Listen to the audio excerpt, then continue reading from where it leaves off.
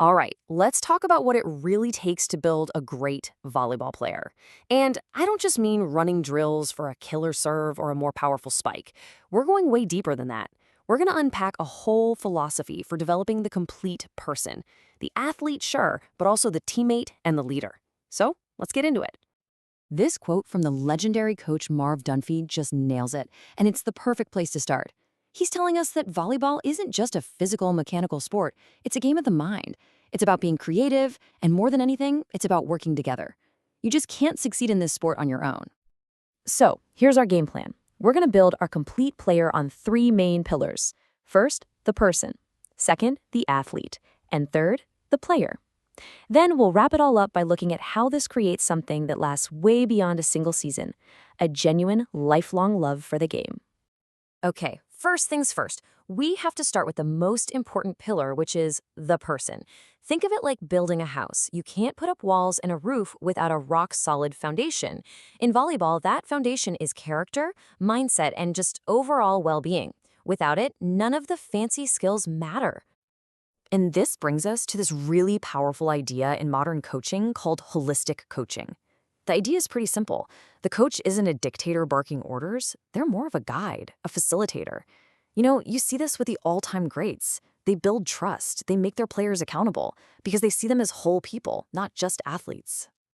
So what does this foundation actually look like?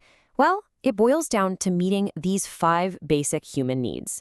There's connection, being in the moment with your team. Care, like actually caring about the people around you. Courage, being okay with making mistakes and taking risks. Esteem, that feeling you get from working hard and achieving something. And finally, belongingness, knowing you're part of a team, a family.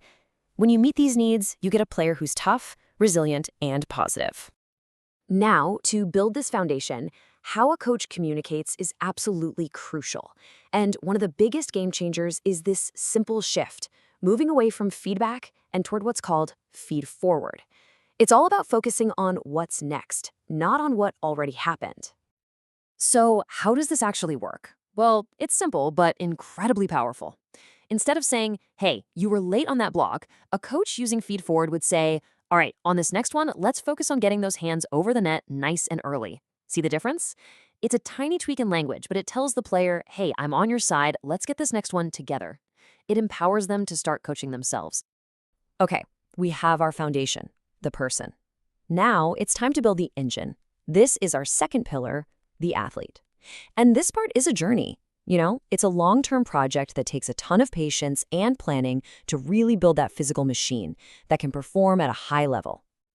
And this journey has stages. It all starts with the fundamentals. And yeah, the fun part is key.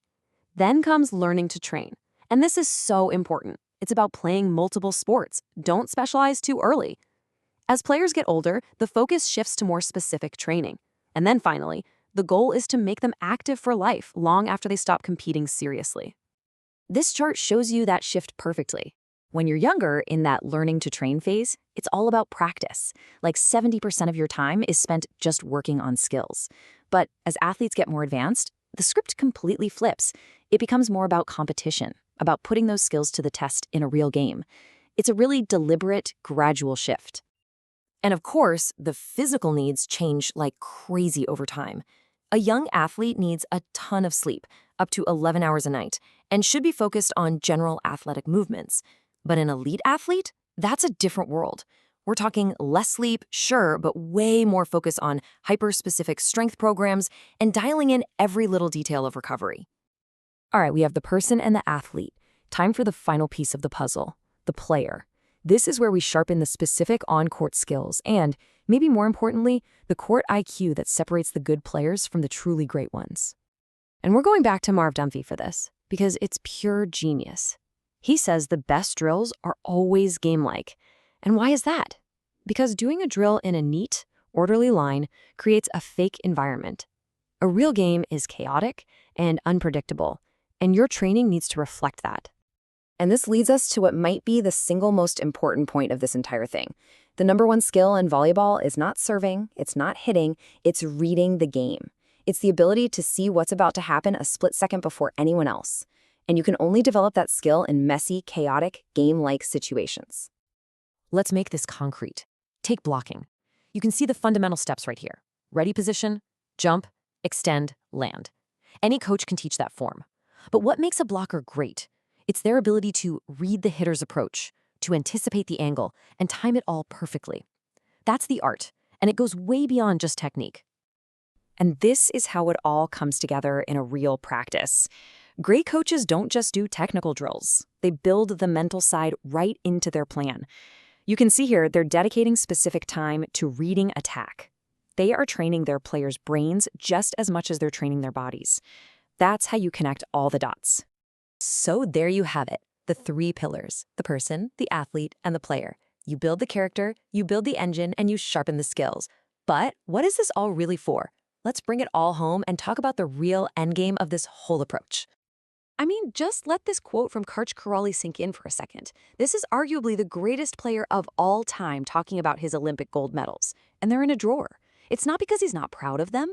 It's because he understands that the journey, the relationships, the growth, that's the real prize. Because that's the real victory, isn't it? At the end of the day, this philosophy isn't just about winning titles. It's a roadmap for developing awesome human beings, people who are resilient, empathetic, and courageous. They'll take the lessons they learn on the court and use them for the rest of their lives. And that leaves us with this one last thought. Medals get tarnished, records get broken. But the stories we create, the bonds we form, the character we build, that stuff is forever.